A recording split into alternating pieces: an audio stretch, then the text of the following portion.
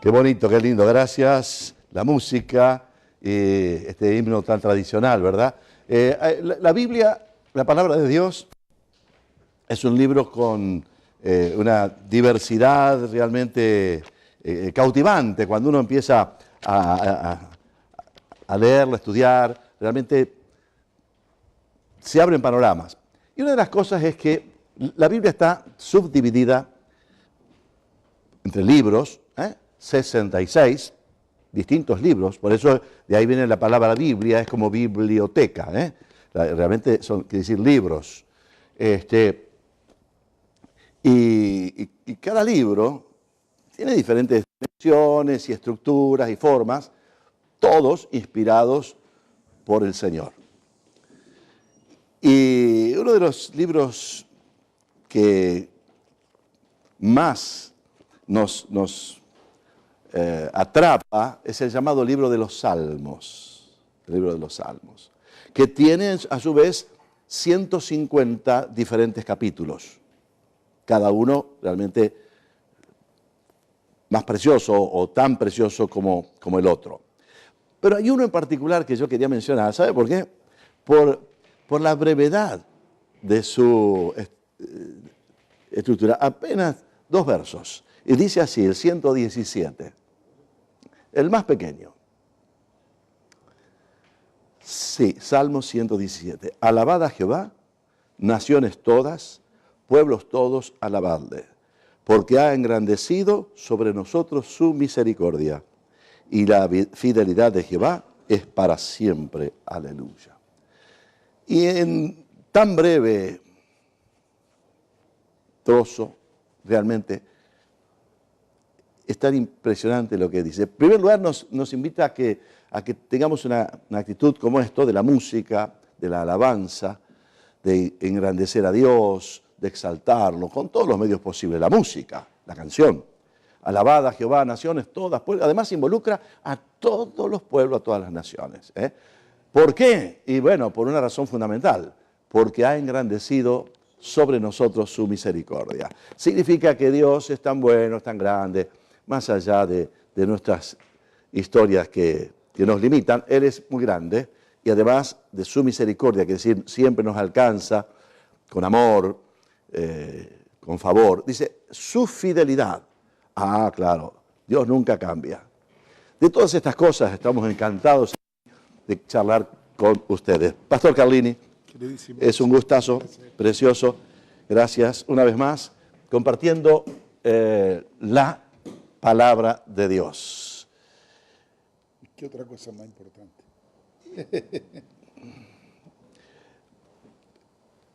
Es contundente lo que dijiste, ¿no? Ya ahí haga silencio todo y prestemos atención a lo que es tan importante, lo que dice Dios en su bendita palabra. Vamos a la palabra del día de hoy, que Dios puso en mi corazón para compartir con toda la audiencia. Y uno de los temas centrales del pasaje que vamos a leer es que la crisis le llega también a los temerosos de Dios. Claro que con una diferencia. El que no tiene a Dios no sabe cómo enfrentar la crisis, pero quien tiene la fe puesta en Dios sabe de qué manera va a enfrentar la crisis. Y este hermoso pasaje, que es un testimonio historial que se encuentra en el libro de Segunda Reyes, que esto aconteció durante el ministerio del profeta Eliseo, capítulo 4 de Segunda de Reyes, encontramos el dolor y la crisis que pasó esta mujer viuda, temerosa de Dios, ella con toda su casa. Y creo que el Señor nos va a ayudar a desprender algunas cositas que nos van a hacer reflexionar en esta hora. Quisiera leer el primer versículo solamente, si me permite, José María. Dice que una mujer de las mujeres de los hijos de los profetas clamó a Eliseo diciendo: tu siervo, mi marido, ha muerto, y tú sabes que tu siervo era temeroso de Jehová, y ha venido el acreedor para tomarse 2 de mis hijos por siervos. Esto pinta a las claras un panorama muy oscuro que estaba viviendo como experiencia esta mujer, que encima del dolor de perder a su esposo y quedar viuda, que le quedó sus 2 hijos, evidentemente tenía un gravísimo problema en su casa. Había cuentas que pagar. Y yo quiero mencionar 3 cosas antes de ahondar en el problema para poder mirar de alguna manera el cuadro que estaba viviendo esta mujer. La primera cosa que me llama la atención, cuando ella describe a Eliseo la vida de su esposo, dice: mi marido, que tú lo conoces, era un hombre temeroso de Jehová, era de la dinastía de los sacerdotes, tenía un privilegio dentro del ministerio que él ocupaba y era un hombre temeroso de Dios. Pero al morir él, vienen los acreedores. Evidentemente, el hombre había dejado una deuda. Y estos acreedores que venían a tomar a sus hijos, lo tomaban, dice la Biblia, para siervo, para esclavos. O sea, se cobraban con los hijos y estos hijos iban a ser esclavos de los que le debían. La primera pregunta que me hice, como un hombre temeroso de Dios, una familia que servía al Señor, llega la crisis, no solamente de posiblemente la enfermedad, la muerte, y ahora un problema que le seguía. Sobre el dolor se le sumaba otro dolor, que a la mujer se le llevaban sus hijos para ser esclavo, y un problema gravísimo que no podía pagar la deuda. La segunda cosa que me llama la atención en esta historia es que algo anduvo mal en la vida de este hombre, que a pesar de ser un hombre temeroso de Dios y un hombre de fe, algo hizo mal que le deja una herencia de problemas. O sea, no solo le enseñó evidentemente a su esposa y a sus hijos sobre la fe en Dios, el temor de Dios y seguir las cosas en el camino de Dios, sino que algo administrativamente lo hizo mal porque le dejó un gravísimo problema que ahora su esposa no podía enfrentar, cómo pagar lo que debía. La tercera cosa que me llama la atención en esta hermosa historia es que ella en su dolor y en su crisis toma una determinación, y la determinación que toma es ir en busca de la ayuda de Dios a través del profeta. Porque cuando se le cierran todas las puertas de las posibilidades para solucionar su problema y ver que no encontraba respuesta, se acuerda de ir a Dios a través del profeta buscando la solución. Entonces quiero un poco meditar sobre estas cosas antes de ver qué sucedió después de esto. La primera cosa que estaba mencionando era que a veces nosotros nos preguntamos, ¿por qué yo que tengo fe en Dios, que he procurado hacer las cosas correctamente, por qué me pasan las cosas que me pasan? Sí, estoy yendo a la iglesia, claro. Es como si estaríamos exentos de pasar tipo de problemas. Quien le asegure y que le diga que una vez que abraza a uno la fe y abraza al Señor, nunca va a tener un solo problema. Es un error. Y quien enseñe tal cosa no es lo correcto. Sí. El mismo Jesús le dijo a sus discípulos, cuidado, en el mundo van a tener aflicción, pero escúchenme, yo he vencido al mundo. O sea, siempre Dios trae la respuesta al problema, pero cuidado, no crean que ustedes no van a tener inconvenientes, no van a pasar por adversidades, por conflictos. Y vemos la historia de los hijos de Dios, de los discípulos, de los apóstoles, que todos pasaron pruebas y adversidades. Sí. Pensaba el domingo mientras estaba en la reunión predicando la historia del apóstol Pablo, pasando por azote, pasando por cárcel, persecuciones, por mentira y engaño, que cualquier hombre normal y natural dice, pero ¿cómo? Yo abracé al Señor antes que estaba lejos de Dios, era un dignatario donde me apoyaban, me respaldaban, y ahora que estoy en Dios paso estos problemas. Mucha gente estas cosas lo hace tambalear en su fe, porque tal vez creyeron que aunque estaban en el mundo no iban a tener problemas. No, yo quiero decirle que los problemas se le van a agravar. ¿Por qué razón? Porque aunque usted está en el mundo, no pertenece más al mundo. Pasa a ser parte de otra familia, de otra generación, de los hijos de Dios. Y aunque nosotros estamos en el mundo, dice la palabra, no pertenecemos al mundo, pertenecemos al reino de Dios. Y esto nos produce choques y confrontaciones de toda índole. Entonces, yo quiero anticiparme a lo que vamos a analizar en este día, que no piense que Dios lo ha abandonado, ni que tal vez usted se hizo la idea que nunca iba a pasar una crisis o un problema porque está en el camino de Dios. No, las crisis en la familia de Dios son grandes oportunidades para ver la manifestación de la gloria de Dios, porque lo que tú llevas dentro tuyo es una poderosa fe que te va a ayudar a enfrentar el problema, y tú vas a ver, como lo vio la mujer al final, que cuando uno pasa la crisis tomado de la mano de Dios, el Señor nos va a dar la respuesta y las soluciones, y lo que hoy es dolor y es aflicción y amargura, mañana será un cántico de victoria y de regocijo con el Señor. Así que no se amedrente, no se desanime, no se desaliente por el problema que está pasando. Y esto es clave para... Yo me voy a colar un poquitito en tu comentario, porque hay personas que dicen, pero ahora que yo me consagré a Dios, yo he escuchado algunas veces, mire, me apareció este problema, esta deuda, por ejemplo, ¿no? O a un familiar con alguna dificultad de salud. ¿Cómo puede ser? Como protestando contra Dios. Acá había muerte, aquí había deuda, y había amenaza contra la familia. Y me acuerdo en aquello que dijiste, ahora puede llegar a ser peor. Yo no sé, voy a tratar de no coincidir en esa parte. No, correcto. Correcto. Porque no necesariamente va a ser peor, pero puede ser peor. Pero por supuesto, estemos preparados. Estemos que preparados. No nos desanimemos. Exactamente. Porque, dijiste muy bien, el final de la historia la conocemos. Claro. El final de la historia la conocemos. Cristo venció. Amén. Cristo venció. Así que sé que sus lágrimas, respire hondo y vamos para adelante. Qué linda historia, ¿eh? Sí. ¿Cómo sigue esto?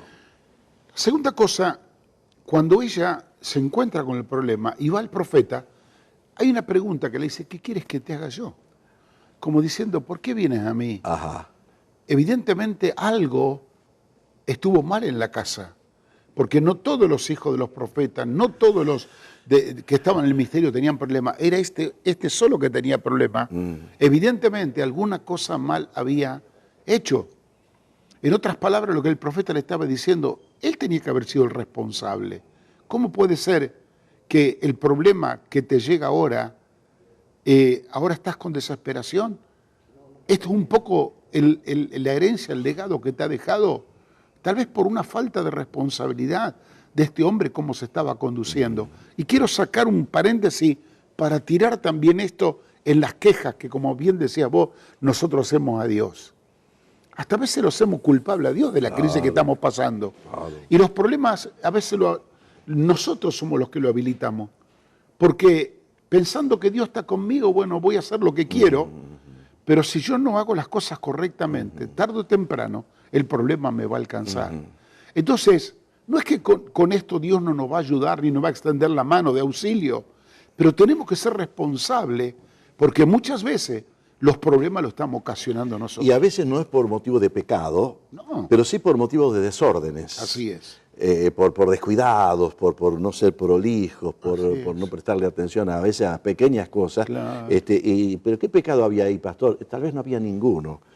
Pero el cristiano, yo te escuché el domingo. ¿Ah, sí? Sí. Bueno, gracias. Te escuché Un poquito, sí. cuando hablabas del valor del orden en la iglesia. porque estaban bautizando. Sí, estaban bautizando. Y vos dijiste, qué bueno, cómo se comportaron con tanto Sí, sí, orden. Y exaltaste y remarcaste esa situación, y me gustó tanto, ¿no? Porque la iglesia es un lugar de orden. Pero la casa y las finanzas también reclaman, Claro. y la salud Sí. también reclama de cierto verdad. orden. Tal vez, por eso, para que nadie se condene respecto de pensar, estaré en pecado. No, no. No necesariamente. Sí. Tal vez lo que pudiera ser que actuó sin precaución, sin pedir un consejo, sin buscar la oración, sin tener la prudencia de esperar en Dios, y de pronto, bueno, usted es una buena persona, es un buen creyente, tal vez tiene palabra, tiene profecía, tiene muchas cosas, pero de pronto algún desorden le ganó. Fíjate cuál es el problema, José, de esto. Es que nosotros venimos de un mundo de desorden. Sí. Venimos al Señor y creemos que ahora tengo a Dios, ahora se encarga Dios de todo. Sí. Pero seguimos en la misma rutina de desorden sin ordenar nuestros pasos de acuerdo a las Escrituras. Y por eso a veces los problemas continúan y la culpa no la tiene Dios. No. ¿Sabe que saqué otra perlita de este versículo? Cuando dice, tu siervo, mi marido, ha muerto. Él era temeroso de Jehová, pero ahora ha venido el acreedor para tomarse a mis 2 hijos. Esta palabra me tocó mucho porque cuando dice el marido murió, ¿quién es nuestro marido? Nuestro hacedor. El marido era el que le proveía, el marido era el que le cubría, el marido el que lo protegía, el marido el que le sustentaba. Se murió el marido y perdió todo eso. Y cae en ruina, y ahora el enemigo viene a buscarse su heredad.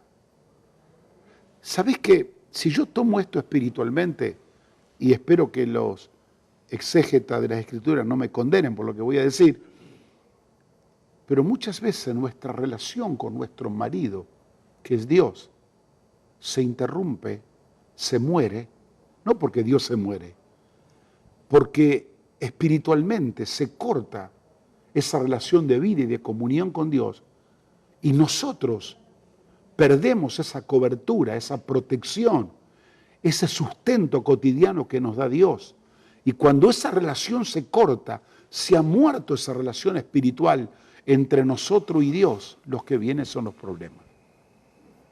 No tenemos más sustento, no tenemos más provisión, no tenemos más cobertura, no sabemos cómo afrontar los problemas, la crisis se ahonda cada vez más. Y bendita esta mujer que en medio de su crisis pudo correr a Dios a través del profeta. Claro. Entonces, y esto vaya para muchos creyentes, que diga, ¿cómo yo antes estaba tan bien, tenía tanta bendición y tanto, y ahora ando tan mal? ¿Cómo anda la relación con tu marido, espiritualmente hablando? ¿Cómo anda esa relación con nuestro proveedor? ¿Cómo anda? Porque si esa relación se ha cortado, esa relación ya no la tenemos más espiritualmente, cuando no tenemos la bendición que viene de Dios, nosotros tenemos que buscar cualquier manera para encontrar ese sustento. Y sabe que cuando se pierde esa bendición de la cobertura de quien me sustenta, cuando caemos en la crisis, que quien era su autoridad, su cabeza, ha muerto y ya no tiene más recursos, inmediatamente está a la puerta el enemigo para tomarse la bendición que Dios nos ha dejado. Sí, viene como por revancha, ¿no? Claro. Pero vos fíjate una cosa, José, qué interesante, qué conmovedor en esta historia. El destino de estos muchachos era el ministerio, porque eran hijos del profeta. ¿Cuál era el destino ahora? Ser esclavo. Por el error, por el desorden, porque se había muerto. Pero ¿cómo?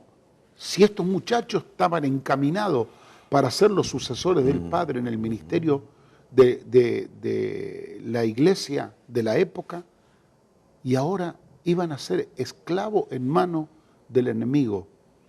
Ahora, qué tremendo que es cuando nosotros erramos y fracasamos, cómo el enemigo no perdona y viene por todo, y viene por todo.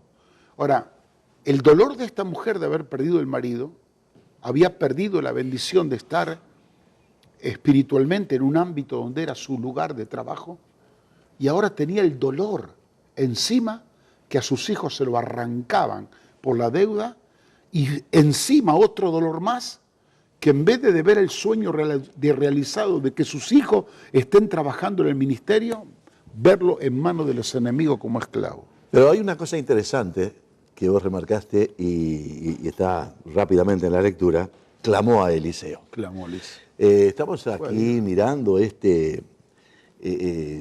realmente muy rico pasaje de la Escritura, en Segundo de Reyes, capítulo 4. Usted puede abrir su Biblia si todavía no lo ha hecho. Nosotros vamos a hacer una brevísima pausa para regresar en esta preciosa comida que nos entrega el pastor Norberto Carlini de análisis, que es cierto, está destinado a los creyentes.